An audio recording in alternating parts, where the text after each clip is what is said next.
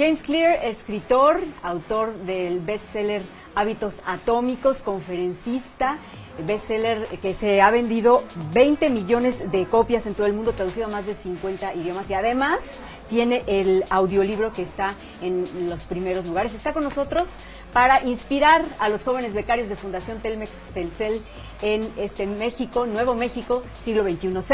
Thank you for being here. Thank you for this interview. Of course. James, so many of us want to have perfect habits, but yet we will live in the contradiction, wanting to be better ourselves. We want everything immediately, easy. How do we start? Yeah, patience is hard to learn. I think it's a constant process to remind yourself to start small, to scale it down. I like to recommend using the 2-minute rule. So you take whatever habit that you're trying to create, and then you scale it down to a 2-minute version. So like read 30 books a year, might be read 1 page. Or do yoga 4 days a week, might be take out my yoga mat. You're trying to encourage yourself to scale it down to something that's palatable, easy, simple to do, and basically master the art of showing up. You know, once you can master the art of showing up, then you can advance to the next level from there. Every habit has to be established before it can be improved. And it's very easy to forget that when you're in the moment dreaming about what you want your habits to be. But you have to get it established and then you can advance. So how do you start? Like the first step would be like to write down or Certainly one of the first things you need to ask yourself is, who is the type of person I wish to become? And which habits reinforce that person? You know, so there's a very strong connection between your habits and your identity. All of your actions that you take, they cast votes for being a certain type of person. They provide evidence for being a certain way. And so I think that is the most critical question to ask yourself. Who do I wish to become? What kind of person do I wish to be? And how can my actions reinforce that? So if you study biology for 20 minutes, you are reinforcing the identity of being studious. If you don't miss workouts, you are reinforcing the identity of being a fit person.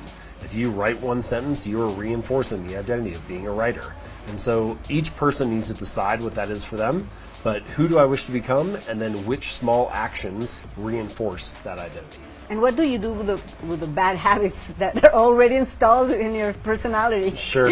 We all have habits that are like that, you know, myself too. I think the process of behavior change always starts with self-awareness. So the first thing is you need to become aware of it. A lot of our bad habits, we do them, and then we think, oh, I just did that thing again. I didn't even know I was doing it. So one thing you can do is use what I call the habit scorecard. You just sit down and you write out your habits in detail throughout the day. So what do? You wake up, you turn off your alarm, you take a shower, you brush your teeth, you get dressed, you kind of go through your whole day like that. And just the act of writing the habit down will make you more aware of it and give you a chance to notice it in the moment and change it. So you said that you have to go little by little, and you talk in your book about 1% every day? Yeah, the core idea is to try to get 1% better every day. And this is more of an attitude. It's a philosophy. It's not about getting wrapped up in the number. Oh, is it a 1% improvement or 1.6% or whatever? It's not about the math. It's about an approach where you say, I know that if I show up today and I try to find some small thing that I can get a little bit better at, and if I do that again tomorrow and keep stacking the days up, I can trust that in the long run I'm going to end up in a really good place. But what we do a lot of the time is we talk ourselves into biting off more than we can chew. We talk ourselves into trying something really big and ambitious. We think, what could I achieve on my best day? And I actually feel like it's often better to ask yourself, what could I stick to even on the bad days? Oh. And if you use that as your baseline, that gives you a chance to upgrade and improve and get 1% better. Yeah, that sounds great. Our habits are putting us on the path towards success. It happened to you, undoubtedly. And can you share like a personal anecdote on how it helped you? Sure. How building better habits has put me on a good path. You know, there are many different habits in life that have been helpful for me. 2 that I would pick. One is exercise. You know, I'm an entrepreneur, and anybody who tries to start their own business or do a creative project, try to achieve something or create something from nothing, it's a roller coaster of emotions. You know, some days you feel good and some days you feel bad. And my fitness habit, my workout habit has helped keep me balanced through that. There are many days when I would go to bed and think, oh, that was like kind of a waste, but at least I got a good workout in.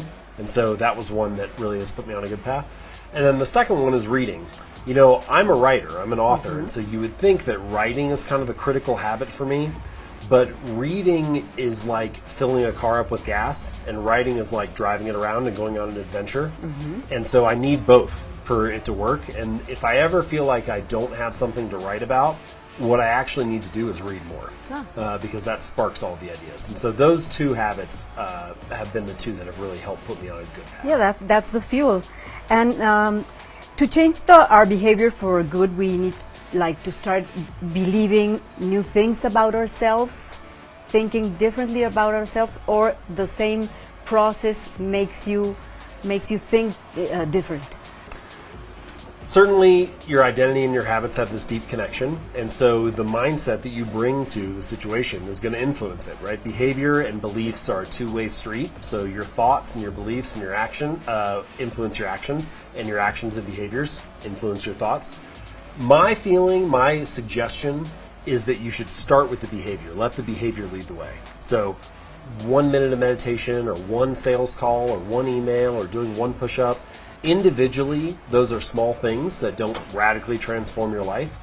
But if you keep showing up and doing them each day, they keep casting votes for being that kind of person. Your mindset sort of shifts over time.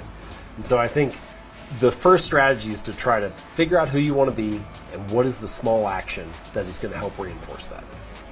And by now, you are not only delivering a powerful message through Atomic Habits, but you've created a community with readers through all around the world through your newsletter. It is called It's reached 3 million people who receive it weekly.